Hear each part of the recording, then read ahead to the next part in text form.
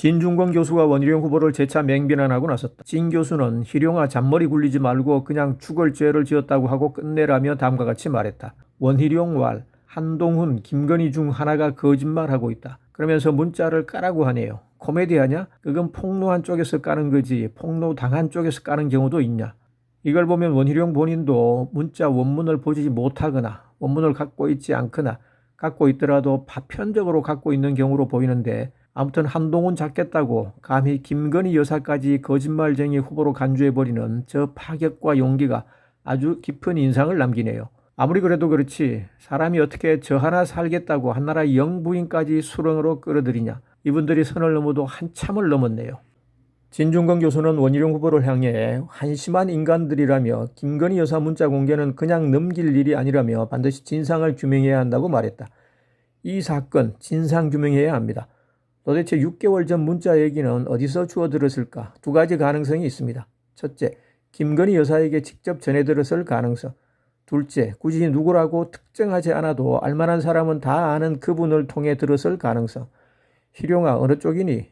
가짜는 사기칠 생각 말고 이 질문에나 솔직히 답해봐.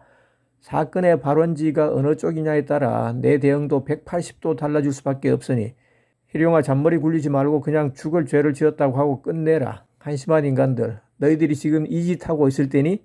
진중권 교수는 문자를 흘린 장본인이 이철규라고 봐야 한다며 그 근거를 다음과 같이 말했다. 일단 대통령실에서는 발을 뺐고 김규환 실장에게 문자 내용을 왜곡해 흘린 것은 이철규라고 봐야 합니다. 김규환 실장은 김 여사와 직접 연락하는 사이는 아니거든요. 반면 이철규와는 막역한 사이입니다. 그러니 이철규 쪽에서 장난을 친 것이 확실합니다. 애초에 원희룡 출마시킨 것도 그쪽이었으니까. 문제는 이철규의 노력의 배후에 김건희 여사가 있느냐는 것입니다.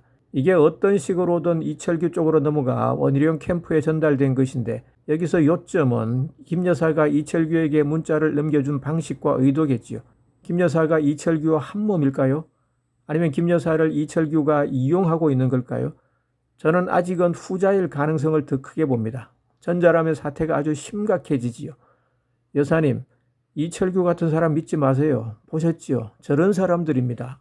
진중권 교수는 홍준표 대구시장이 자신을 얼치기 좌파라고 공격하자 홍 시장을 강하게 비판했다. 홍준표 시장, 지난 대선 때는 나한테 자기 방송에 출연해달라고 간청해서 내가 돈도 안 받고 시간 내서 출연해 줬는데 이제 와서 저렇게 배신을 때리네요. 그때는 얼치기 좌파에게 휘둘리지 못해 안달을 하시더니 그새 사정이 달라지신 모양입니다. 사람이 그러면 못 써요. 아무 관계도 없는 나를 자꾸 걸고 넘어지는 것은 한동훈을 좌파 프레임에 가둬놓기 위해서 내가 필요하기 때문일 텐데, 나랑 사진 못 찍어 안달하던 분들이 3년이 지난 지금 180도 달라진 태도를 보이는 것은 그새 국힘의 분위기가 극단적으로 우경화됐다는 증거겠지요.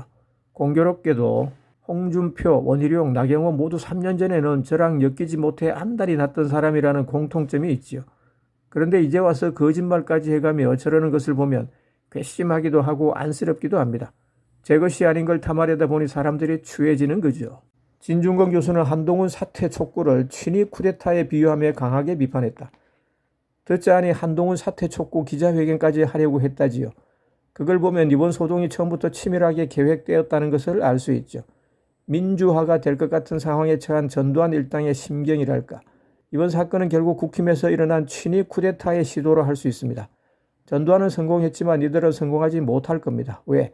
국힘 지지자들도 이젠 예전의 지지자들이 아니거든요. 한동훈 대세론이 괜히 만들어졌겠습니까? 거기엔 윤 정권과 친윤 십상시들에 대한 지지층의 일정한 평가가 반영되어 있는 겁니다. 허접한 음모로 그걸 뒤집을 수 있다고 믿으면 바보죠. 물론 그 바보짓 밖에 딱히 할 수 있는 것도 없다는 사정은 이해가 갑니다. 그들의 문제는 국힘의 지지층이 자신들의 허접한 계략에 쏘가 넘어갈 등신들이라고 굳게 믿는 데에 있지요. 지금이 80년대도 아니고. 광장인 채널에서는 멤버십 제도를 도입했습니다. 회원에 가입하시면 닉네임 옆에 도토리 배지가 표시되며 회원 가입으로 성원해 주시면 더 좋은 영상으로 보답하겠습니다. 감사합니다.